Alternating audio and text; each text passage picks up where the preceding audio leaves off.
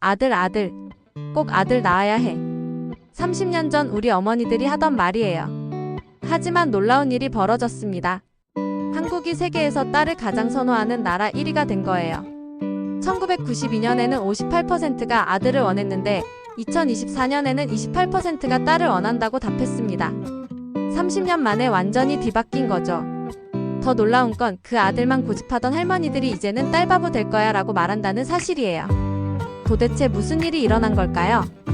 이 영상 끝까지 보시면 한국 사회 30년간의 극적인 변화와 그 이유를 정확히 알 수 있습니다.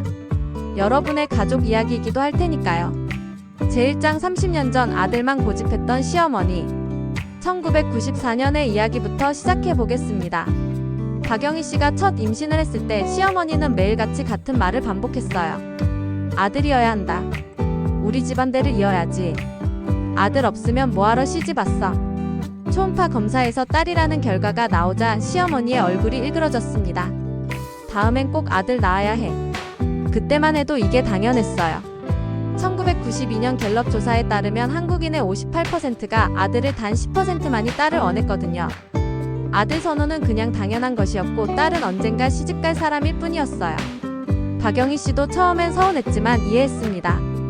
사회 분위기가 그랬으니까요. 우리 집만 그런 게 아니구나 하면서 체념했죠.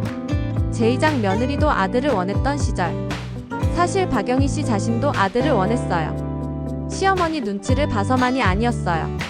진짜로 아들이 좋았거든요. 주변에서 계속 이런 말을 들었거든요. 아들이 있어야 든든하지. 딸은 커봤자 남의 집 사람이야. 나중에 늙으면 아들이 챙겨주지.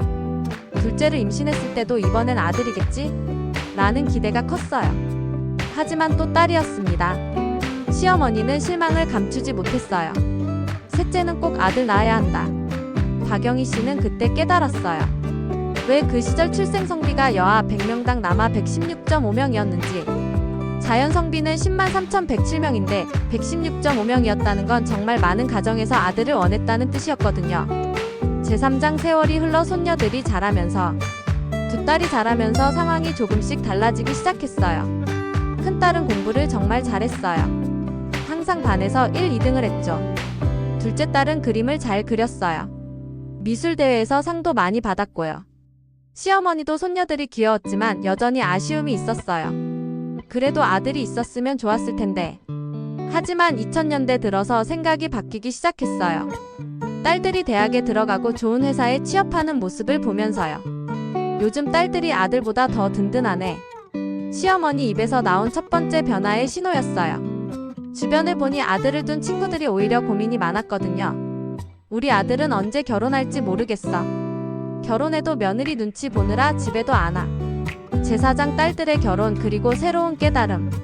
큰딸이 결혼하면서 시어머니는 놀라운 경험을 했어요.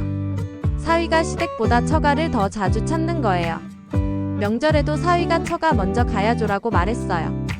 그리고 딸은 결혼 후에도 친정 부모를 세심하게 챙겼어요.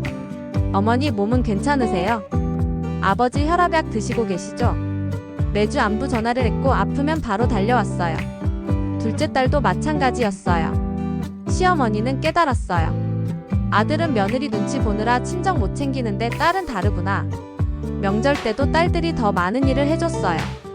설거지, 청소, 음식 준비까지. 80세가 된 시어머니의 솔직한 고백이었어요. 내가 왜 그렇게 아들만 고집했나 싶어. 제5장 손녀가 임신했을 때 달라진 반응. 2024년 큰딸의 딸이 임신 소식을 알려왔어요. 30년 전과는 완전히 다른 반응이 나왔어요. 딸이면 좋겠다. 시어머니가 먼저 말했어요. 요즘 아들들은 결혼도 안 하고 결혼해도 속만 썩여. 딸이 훨씬 낫지. 박영희 씨도 완전히 동감했어요. 주변을 보니 정말 그랬거든요. 미혼 남성들이 너무 많았어요. 30대, 40대가 되어도 결혼 안 하는 남자들이 늘어나고 있었고요.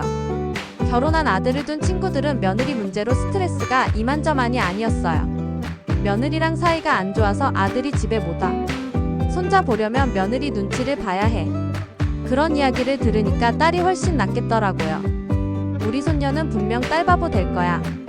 시어머니의 확신에 찬 예언이었어요. 제6장 세계 1위가 된 대한민국의 변화. 그런데 얼마 전 충격적인 뉴스를 봤어요. 갤럽 인터내셔널이 44개국을 조사한 결과 한국이 딸 선호율 세계 1위를 기록했다는 거예요. 한국인의 28%가 딸을 선호한다고 답했어요. 아들 선호는 15%에 불과했고요. 일본, 스페인, 필리핀이 26%로 뒤를 이었어요. 1992년과 비교해보면 정말 놀라워요. 1992년 아들 58%, 딸 10%. 2024년 아들 15%, 딸 28%. 완전히 뒤바뀐 거죠. 더 놀라운 건 연령별 차이였어요.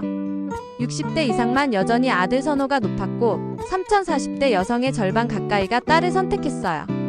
세대 간 인식 차이가 정말 극명하게 드러난 거죠. 한국 리서치 조사에서도 비슷한 결과가 나왔어요. 딸이 하나는 있어야 한다 62%, 아들이 하나는 있어야 한다 36%. 이제 딸이 더 선호받는 시대가 온 거예요. 해시태그 제7장 돌봄 현실이 바꾼 인식. 이런 변화의 가장 큰 이유는 돌봄 문화였어요. 박영희 씨 가족도 직접 경험했거든요. 시어머니의 친정어머니가 치매에 걸렸을 때 돌본 건 딸들이었어요. 아들은 일이 바빠서라며 병원비만 댔지만 딸들은 직접 간병하고 병원을 오갔어요.